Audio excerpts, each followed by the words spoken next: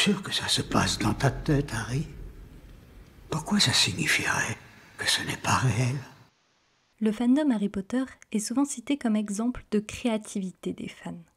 Illustrations, cosplay, fanfilms et fanfiction. Les fanfictions sont des prolongements de récits écrits par des fans.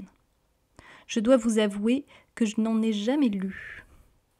Pour mieux comprendre ce phénomène, j'ai donc discuté avec Alix, autrice de Harry Potter 7 3/4, une fanfiction en 4 volumes qui poursuit les aventures de Harry Potter après la bataille de Poudlard. Pour écrire de tels récits, on pourrait penser que Alix est une fan de la première heure. Et pourtant, il fut un temps où elle n'avait pas envie de lire Harry Potter. Alors, ça a été une rencontre un peu compliquée, parce qu'il se trouve que j'aime beaucoup la littérature enfant et ado. Et quand on m'a dit que Harry Potter, c'était le premier livre pour enfants qui pouvait être lu par les adultes, je me suis dit, c'est un coup de com', parce qu'en fait, moi, je connaissais plein de livres pour enfants qui pouvaient être lus par les adultes. Donc, il y a déjà toute la littérature jeunesse anglaise, avec ce qu'a fait Le Petit Lord Fauntleroy, Princesse Sarah, Le Jardin Secret.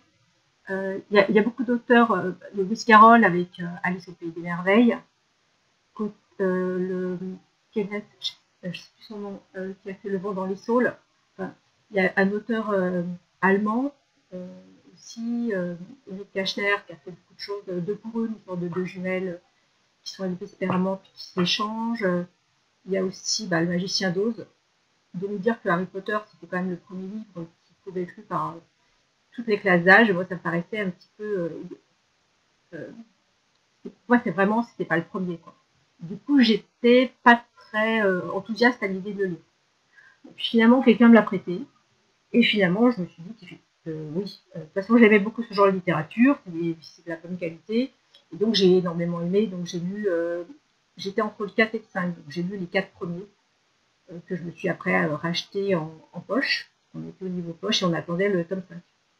Alix est donc passée de lire les aventures de Harry Potter à écrire des aventures de Harry Potter. Mais avant de se mettre à écrire, elle ne savait même pas ce qu'était une fanfiction. Comment je suis arrivée à connaître la fanfiction, c'est quand on m'a prêté le tome 5, mais il était en anglais. Et je suis allée sur Internet pour m'aider à traduire. Il y avait quand même pas mal de néologismes, j'avais du mal à me raccrocher. Et là, je suis tombée sur sur les sites de fans. Et là, je vois les liens fanfiction, je clique, je découvre ce que c'est. Et je me dis, des gens, n'importe qui écrit, ça doit pas être très très bon. Je referme. Et puis, j'ai mis un certain temps, mais à force de voir, quand même, je me suis retournée voir. Et là, je suis tombée sur une super fille qui était sur les maraudeurs. Et là, ça m'a ouvert un peu justement les possibilités. C'était d'écrire sur quelque chose qui n'était même pas dans le livre, puisque ça se passe 15 ans avant. Et donc là, je me suis dit, ah oui, c'est sympa. Donc j'ai commencé à lire cette histoire, et il y avait marqué, c'était sur un petit site, il y avait marqué, la suite, je vais la poster sur fanfiction.net, et j'arrête de poster ici. Je suis allée sur fanfiction.net, et là, j'ai découvert des centaines d'histoires à lire gratuitement. Et on était dans les années 2000, c'était pas très courant encore. C'était un petit peu le début d'Internet en France, surtout l'Internet à la maison. Et là, je me suis dit, mais c'est super intéressant. Et donc là, j'ai commencé à regarder, et je me suis dit, mais même d'un point de vue sociologique, c'est quand même assez passionnant. Tous ces gens qui écrivent, et surtout des choses, mais tellement différentes. Moi, ça m'a tout de suite vraiment passionné rien que le concept.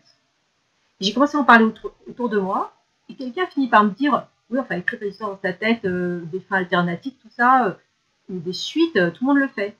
Et là, j'ai réalisé que moi aussi je le faisais, et que, en fait, j'avais toujours fait de la fanfiction. J'avais pas fait toute seule le rapprochement, parce que d'un côté, il y avait quelque chose que je trouvais intéressant, et de l'autre, quelque chose que j'avais toujours considéré comme sans intérêt, et dont limite j'avais un peu honte, quoi. Et dont j'avais jamais parlé à personne. Voilà. Et donc là, quand même, quand ça s'est rencontré, j'ai trouvé ça assez étonnant. Mais je pensais pas du tout écrire. Pour moi, écrire, c'était pas quelque chose que j'aimais faire du tout. Donc j'étais uniquement lectrice. Et puis je suis tombée sur un texte que je trouvais qu'on pouvait l'améliorer. J'aimais beaucoup l'histoire, mais en gros, c'est du québécois parlé à l'écrit. même dans la narration, donc je me suis proposée comme relectrice. Là, on commence à mettre le premier pied, évidemment. Et puis là, la personne que je relisais, quand elle a vu que je remaniais des paragraphes entiers, m'a dit, mais tu devrais écrire. Et je disais, ben non, je vais jamais y réussir. Et puis finalement, j'ai vu une fanfiction où vraiment, j'ai beaucoup aimé l'histoire et j'ai pas aimé la conclusion, en fait, l'épilogue. Et bah, un épilogue, une suite exactement alternative a commencé à s'écrire dans ma tête. Et puis je me suis dit, bah, pourquoi pas l'écrire, puisque c'est écrit dans ma tête, on va voir. Et puis j'ai fait un premier jet. Et puis là, je me suis dit, bah, finalement, c'est pas moins bon que ce que je peux lire sur fanfiction.net. C'est pas dans les meilleurs, mais c'est pas moins bon que le moins bon. Enfin, pourquoi pas, quoi. Et puis j'ai posté. Et puis bah, j'ai eu des gens qui sont venus lire. Et puis ils m'ont encouragé à faire la suite. J'ai fait un deuxième. Puis après j'ai eu une idée. Puis j'ai fait un troisième. Puis j'étais en arrêt parce que je suis en projet de maternité. Donc j'avais un peu de temps. Et puis bah, même quand j'ai repris avec 2 enfants en bas âge, tout ça, je trouvais un peu de temps pour écrire quand même. Écrire des histoires complètes. Puis les poster une fois qu'elles étaient finies. Et donc quand le tome 7 est sorti, forcément on en a beaucoup parlé. Et une amie m'a exprimé pour comment elle n'avait pas du tout aimé l'épilogue du tome 7, qui se passe 19 ans plus tard.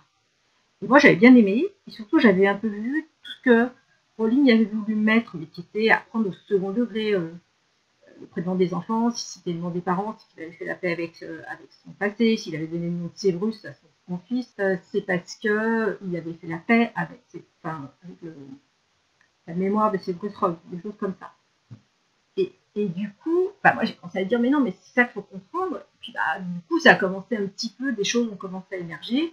Et je me suis dit, bah, en fait, je vais peut-être écrire les 19 ans qu'il y a entre la fin de l'histoire et l'épilogue, faire comprendre l'épilogue et arriver de façon naturelle à l'épilogue et montrer ce qu'il faut y comprendre.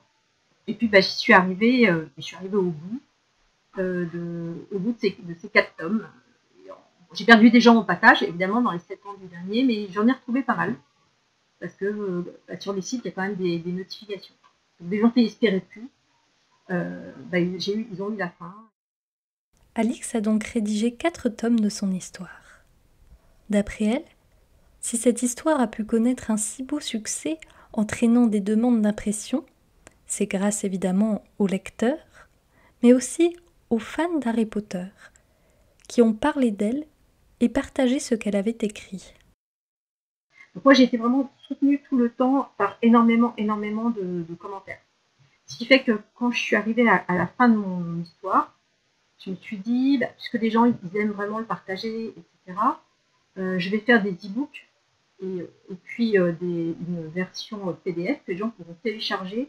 Et puis voilà. Donc je me suis dit, dès que j'ai fini, il faut que je relise. Et puis j'ai commencé à faire un appel à fanart pour la couverture de l'e-book ou la première page du PDF. Donc j'étais à 4-5 chapitres avant la fin.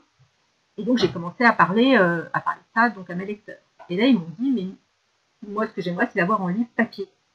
Donc j'ai commencé à regarder comment on fait pour imprimer un livre. Et finalement, je me suis rendu compte que le seul moyen c'était de faire une impression en nombre et donc de commander auprès d'une imprimerie beaucoup de livres. Et après, chacun repérait sa part. Mon idée, c'était pas non plus de gagner de l'argent avec, et surtout de ne pas en gagner. Parce que d'abord, pour moi, la fanfiction doit rester gratuite. Et puis c'est totalement illégal. J'avais pas envie de me retrouver finalement de voir de la prison pour ça. Et donc, finalement, donc en 4 mois, donc j'ai posté la fin de mon histoire. J'ai créé l'association. J'ai fait d'abord un formulaire pour demander vous êtes à peu près combien à être intéressé, donc les 4 livres avec le port. Et puis entre-temps, j'avais reçu quelqu'un qui avait accepté de me faire les 4 couvertures, elle aussi dans un temps réduit. Et puis je me suis dit que ce serait génial d'avoir des marque-pages assortis à chacun des livres recto verso, ce qui faisait 8 dessins de plus. Donc j'ai trouvé quelqu'un d'autre pour me le faire.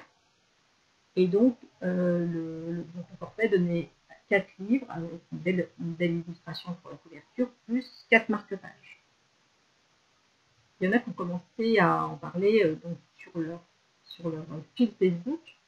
Et là, j'ai des personnes qui n'avaient jamais entendu parler de fanfiction, qui ont entendu une suite amateur Harry Potter. Et là, je me suis retrouvée à commencer à avoir des commandes de personnes qui étaient complètement hors du monde de la fanfiction. Ainsi, le récit d'Alix a réussi à sortir du cercle des lecteurs de fanfiction pour toucher également le fandom de Harry Potter et connaître un beau succès. Il existe plusieurs études qui observent en détail le lien entre Harry Potter et la fanfiction. Mais j'ai demandé à Alix de m'expliquer pourquoi la fanfiction Harry Potter marche si bien. Alors, il y a plusieurs raisons. Alors, la première, c'est qu'elle l'a écrit sur 7 ans. À peu près 7 ans.